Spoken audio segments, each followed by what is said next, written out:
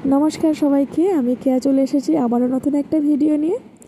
तो भिडियो शुरूतेई देखछेन जे आमरा मा मेये खूब हासाहासि करछि। आसले हयेছে कि आमी जखन भिडियो माने बाड़ी थेके बेरोচ্ছি तो बाड़ी थेके बेरोনোর समय तो भिडियो करी। तो आमार मेये बोले भिडियो शुरू करो। तो जेई क्यामेरा निये आमी भिडियो अन करेछि तखन ओ बोले दाঁড়াও आमी आगे बोले नी। तो आमाके सेई चालू शुरू आरम्भ एरकम करे बोले एकटुखानि मजा करछिलो। तो যাই হোক আপনাদের কাছে আসল কথায় আসি। আজকের ভিডিওটা হলো আমি যাচ্ছি একটা মন্দিরে আর তাই আপনাদেরকে একটু সঙ্গে করে নিয়ে নিলাম। আসলে এই মন্দিরটা দেখতে খুবই সুন্দর। আমি একদিন গিয়েছিলাম, মানে অনেক দিন আগে গিয়েছিলাম, কিন্তু মন্দিরটা দর্শন করতে পারিনি। তার কারণ হলো আমি টাইমে পৌঁছাতে পারিনি। আসলে এই মন্দিরটা একটু সন্ধ্যা হয়ে যাওয়ার পরই বন্ধ হয়ে যায়, তো সেই কারণেই আমি পারিনি যেতে। মানে গিয়েছিলাম কিন্তু ভেতরে গিয়ে দর্শন করতে পারিনি, সেই মন্দিরের গেট থেকে চলে আসতে হয়েছিল।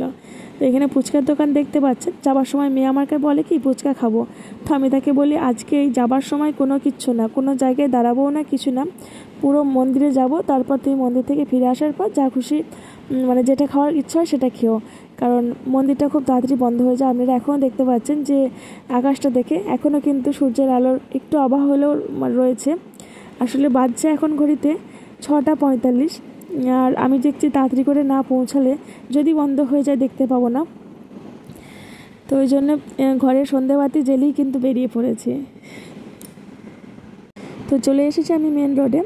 এই রোডটা অবশ্য অনেকবারই আপনাদেরকে দেখিয়েছি। আপনারা যারা আমার পুরনো ভিডিওগুলো মানে প্রতিনিয়ত ভিডিও দেখেন তারা অবশ্যই এই রোডটা দেখে থাকবেন। এটা হলো সেই সানডে মার্কেট যেখানে আমি আসি প্রতি সানডে বাজার করতে। তো সেই সানডে মার্কেট আজ যেহেতু সানডে নয় তাই মার্কেট তো নেই এখানে, শুধু গাড়ি ঘোড়াই রয়েছে। অবশ্যই এদিকের রাস্তাটা একটু ফাঁকা, কারণ এটা হলো একটা বাইপাস সাইড। তো এই জন্য এই দিক দিয়ে একটু যাওয়া আসা করি, কারণ একটু গাড়ি ঘোড়াগুলো কম থাকে। আসলে মেন রোডে তো যেতেই পারি না, খুব ভয় করে। আর ভিডিও করতে করতে আমি কিন্তু আপনাদেরকে দিল্লির রাস্তাঘাটগুলো দেখাই একটু করে, কারণ আমার খুব ভালো লাগে এখানকার রাস্তাঘাটগুলো, তাই আপনাদের সঙ্গে একটু শেয়ার করি। তো মন্দিরে চলে এসেছি। মন্দিরের দরজার এখানে জুতোর র্যাক রাখা আছে জুতো খোলার জন্য, তো সেখানে জুতোগুলো খুলে হাতটা ধুয়ে ঢুকবো।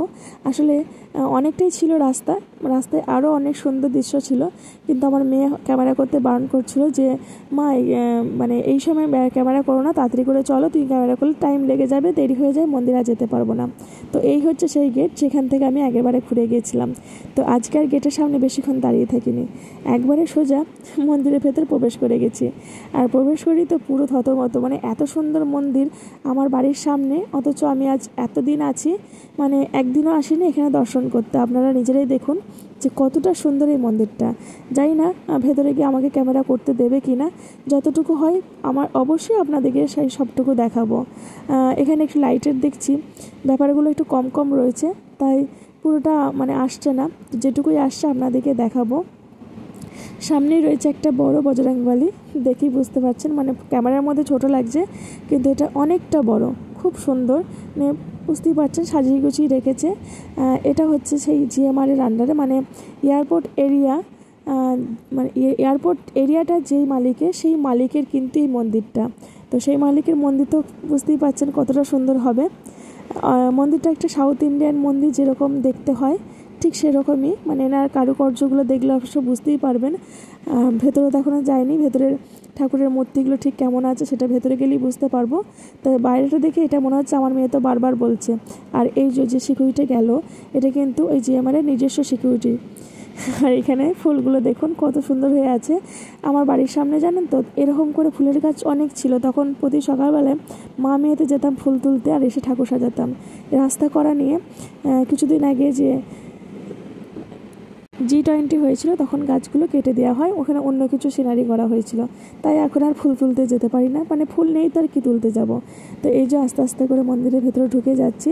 এটা একটা মন্দিরের সাইড দিয়ে রাস্তা ছিল, সেই সাইড রাস্তার মধ্যেই রয়েছে, বারণ তো রয়েছে ক্যামেরা করা যাবে না, তবুও লুকিয়ে লুকিয়ে কিন্তু ক্যামেরা করেছি, কারণ মনে হলো এখানে যখন এসেছি আপনাদের সঙ্গে একটু ঠাকুরগুলোকে শেয়ার মানে দেখাই, আপনাদেরকে একটু দর্শন করাই। তো মন্দিরের এটা পাশের একটা রয়েছে। আসলে এখানকার মন্দিরগুলো এমনই হয়, মানে একটা মন্দিরে গেলে আপনাকে সব রকম ঠাকুর দেখা যাবে। এই যে কী সুন্দর একটা গোপাল ঠাকুর না, দেখুন দেখতে তো বেশ ভালোই লাগছে। গোপাল সোনাকে এত সুন্দর করে সাজিয়ে রেখেছে। অবশ্য তখন অলংকার খোলা হচ্ছিল, মানে শয়ন দেবে তো, তাই সব দেখছি ঠাকুরের গা থেকে তাদের গয়না খুলে রেখেছে যা যা ছিল। তো সেই সব দেখেও ওখানে যে পণ্ডিত ছিলেন এই যে ইনি, আমি যখন করছিলাম আমাকে বলছে, ম্যাডাম একটু সাবধানে করবেন যেন কেউ না দেখে। তাই আমি বললাম ঠিক আছে, আমি মানে এমনি লুকিচুরি করে নিচ্ছি, কোনো ব্যাপার না। তো ওনাকে জিজ্ঞেস করছিলাম এটা কোনটা কি মূর্তি, কারণ আমি কিছু চিনতে পারছিলাম না, মানে যেটা চিনতে পারছিলাম না সেটা জিজ্ঞাসা করছিলাম। আর এই যে পাশের দিকে রয়েছে একটা গণেশের মূর্তি। অবশ্যই এটা কিন্তু মন্দিরে ঢোকার পথে, এখানে মন্দিরে মানে ঢোকার সামনেই আগে থাকে গণেশের মূর্তি, তারপর বাদবাকি ঠাকুরের মূর্তি থাকে। তো ওইখানটা ভয়ে তখন ক্যামেরাটা করতে পারিনি। আর মন্দিরের গায়ে কারুকার্যগুলো একবার দেখুন, মানে কতটা সুন্দর। আমি সত্যি করে অবাক হয়ে যাচ্ছিলাম যে আমি কেমন মানুষ, এতদিন এই জায়গাটার মধ্যে আছি অথচ আমি এখানে এসে দেখিনি এত সুন্দর একটা মন্দির আমার বাড়ির সামনে আছে। আর আমি মানে কি বলবো, ঘরের মধ্যে বসে সময় কাটিয়েছি। তো প্রতিটা জায়গায় জায়গায় একটা করে মন্দির মানে ভগবান রাখা আছে, আর সেই ভগবানের পুরোহিত আলাদা আছে। তো অনেকটা বড় মন্দির, আপনাদেরকে পরে দেখাবো। এই যে এটা পরে দেখাবো কথাটা বলার কারণ হলো, মানে একটা ভিডিওতে আমি পুরো মন্দিরটা আপনাদেরকে দেখিয়ে শেষ করতে পারবো না, আমাকে আর একটা ভিডিও দিতে হবে। তো সেই জন্যই বললাম। হ্যাঁ, আমি যে আপনাদেরকে দেখালাম ওই যে নন্দী, আমার মেয়ে বলছে, মা তুমি যদি কোনো কথা বলতে চাও তবে এই নন্দীর কানে কানে বলে দাও, সে কথা এই নন্দী নিয়ে গিয়ে শিবে মানে বাবা মহাদেবের কাছে পৌঁছে দেবে, কারণ মা পার্বতী নাকি এটাই করতো।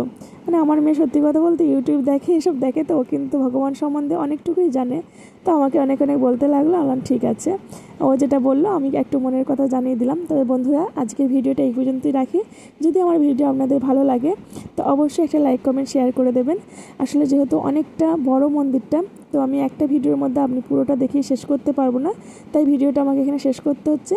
তো অবশ্যই আগামী দিনে আবার নতুন করে একটা ভিডিও নিয়ে আসবো।